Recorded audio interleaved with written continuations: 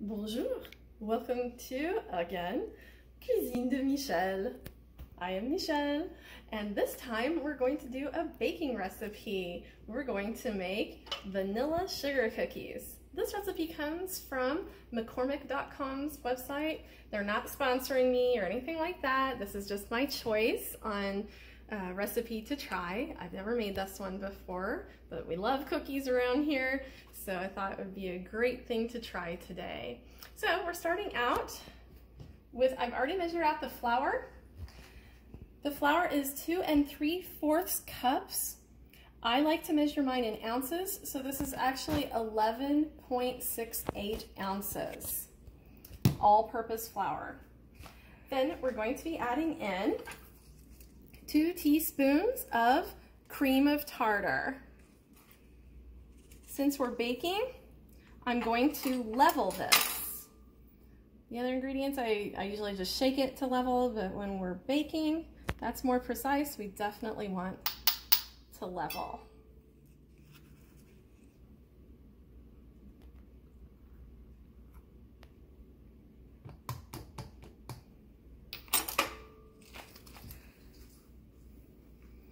Next, we need 1 teaspoon of baking soda.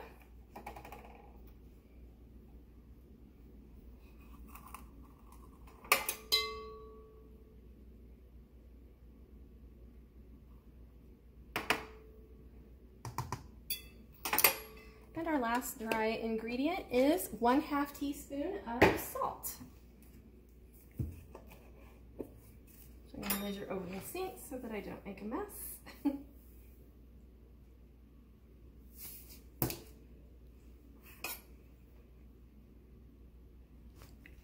Oops, didn't get quite enough.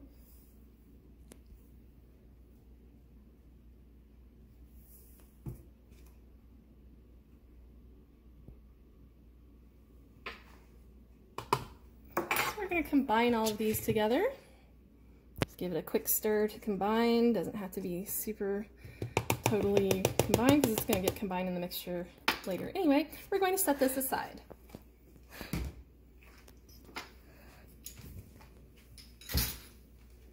Next, we're going to be creaming butter and sugar. Very traditional thing to do in our recipe. So we have 2 sticks of butter, which is the equivalent of 1 cup.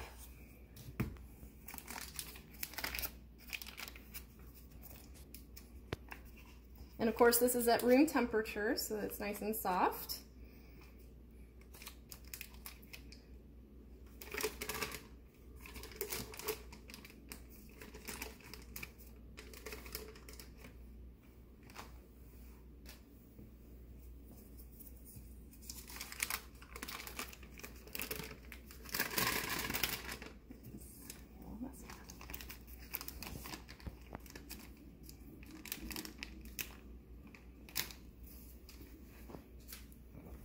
And then we will need 1.5 cups of sugar, regular granulated sugar. This is a 1/2 cup measure, so I'm going to be putting 3 of these in here.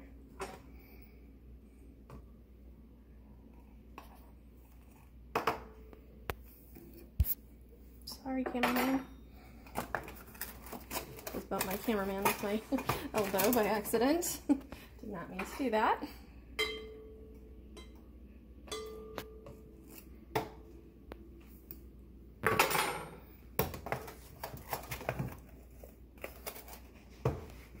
This does have a pour spout on the side, but it always makes a big mess when I use it, so I've stopped using the pour spout. Thought it was a clever feature when I bought the box, but... Alright, I've got 3 of those in here. Now, I'm going to set this in here. I'm going to mix it slow at first, and then I'm going to start it on beating until it is creamed to be light and fluffy. Let's get it started.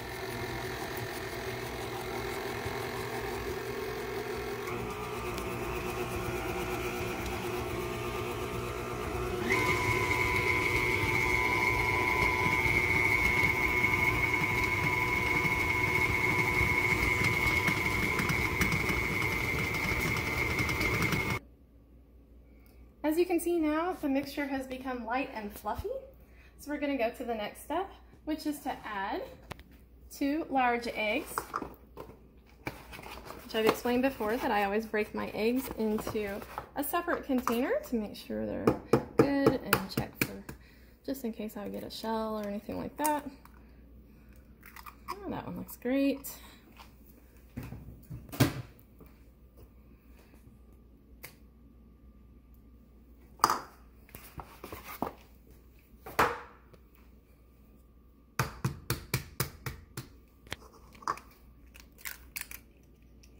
One looks great. So we got our 2 eggs in there, and then we're going to put in 2 teaspoons of vanilla extract.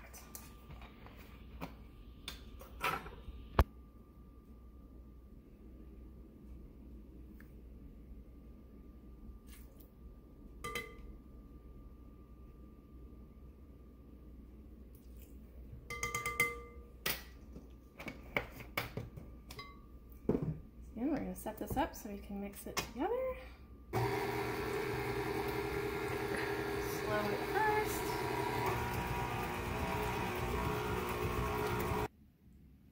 As you can see, we now have the eggs and the vanilla mixed in.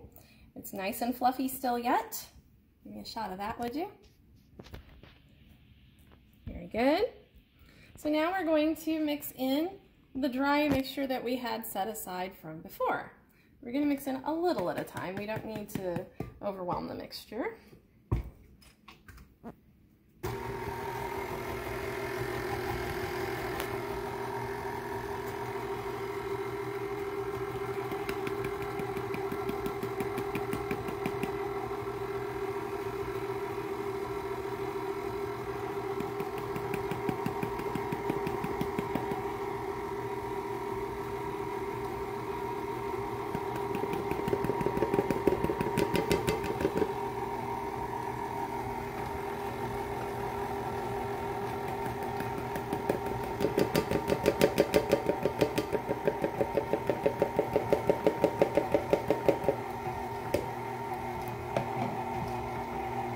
See, the mixture is becoming very much more stiff and solid. Consistency. Looking very nice in here.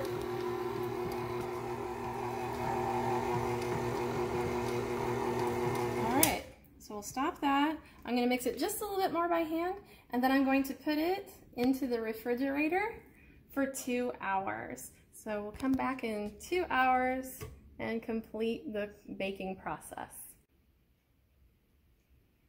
Hello again. So we've had the dough chilling for 2 hours now. It looks like this. So now it's easier for us to work with. I need to make a little note before I start here.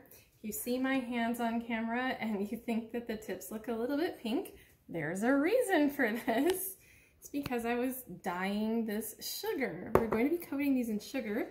The only sugar, this is not sanding sugar, this is just regular sugar. The only regular sugar that I had that was already colored is purple. But I didn't want just purple cookies, I wanted them to look like spring, so I made some other homemade dyed sugar. Since I used gel dye, it was very hard to get it to mix in, so I used my fingers, and the pink really took to my fingers. The other colors seem to have come off for the most part. There's a little bit of green on this one. I did wash my hands many times, but it just won't come off, so there's nothing wrong with my fingers. I'm not an alien or anything like that. Anyway, so we're going to be scooping up some dough here. Just make it into more like a ball shape. And then we're going to roll it around in the sugar so it will get coated all over.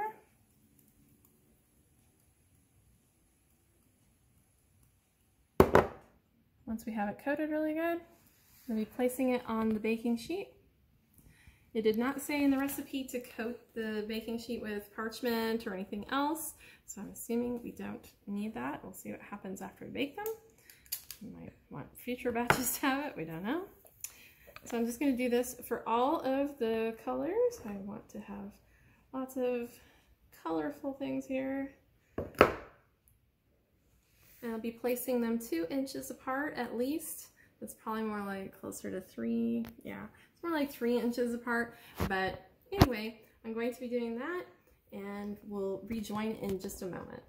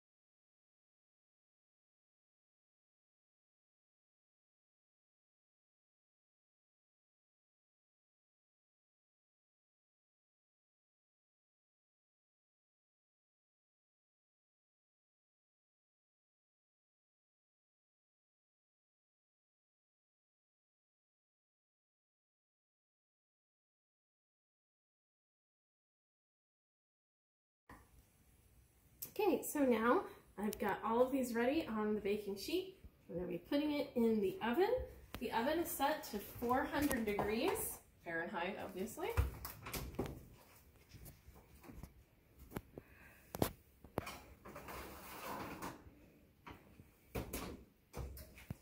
And we're going to try for 7 minutes because it said 6 to 8. Usually on my oven, if I go straight in between the range of time, that tends to be the right amount. So we'll see our results in 7 minutes.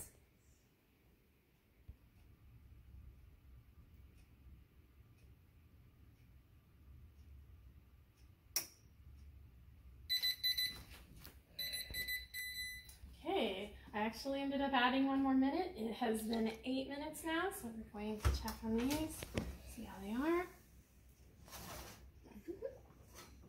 Look pretty good. I'm going to let them sit here for a minute and then switch out, put our next batch in. In the recipe, it indicates to let them sit for 1 minute, but usually I let mine sit a little longer than that just to make sure that they've thoroughly cooked. So we're going to let those rest on the baking tray. Then we'll put them on the cooling rack to cool the rest of the way. So we'll get that in just a moment. Okay, so now this is what they look like. We've actually just let them sit here the entire time. See how they do coming off of here. They feel like they're still a tad bit soft. So I think that the batch that's in the oven right now, we're gonna let it go at least another minute. These will still be probably really good. They'll just be very, very soft when you eat them.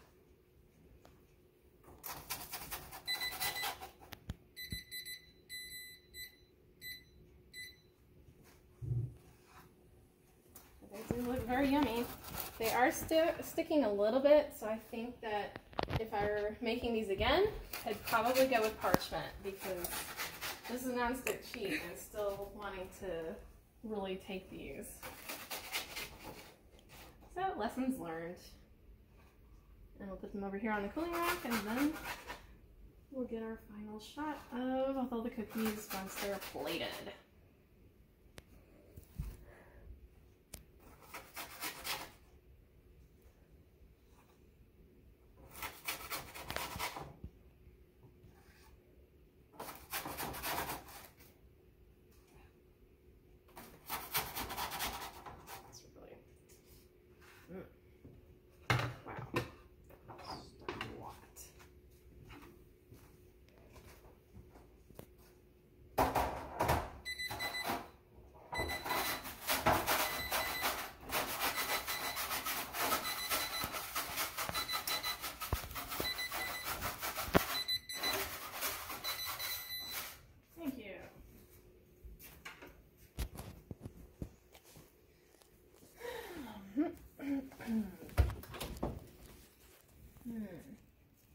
I'm still going to want another minute. I just think 6 to 8 minutes is not enough time. I think these will probably taste good. They're just going to be very soft. Which I know somebody around here really likes soft cookies, so that shouldn't be a problem for a certain someone around here.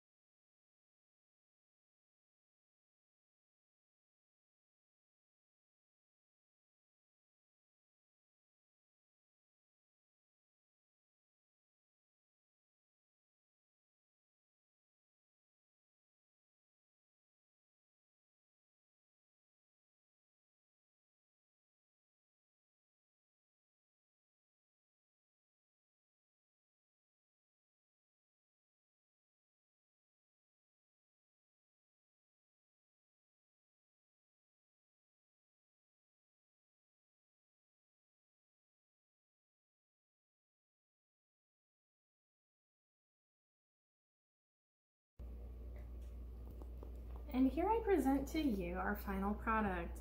These are the cookies after baking and letting them rest and cool for a little bit now. And I can definitely say that these need to go at least 10 minutes, possibly even 11 or 12. They're fairly soft, even after going the extra time. They are tasty. My camera guy and I both tried them and they are very nice. They're not my favorite cookie, but they're still very, very good. I do recommend making them, and I hope that you've enjoyed this episode from Cuisine de Michel. Be sure to like and subscribe and follow me on my blog. I also now have a Twitter and Instagram. Au revoir!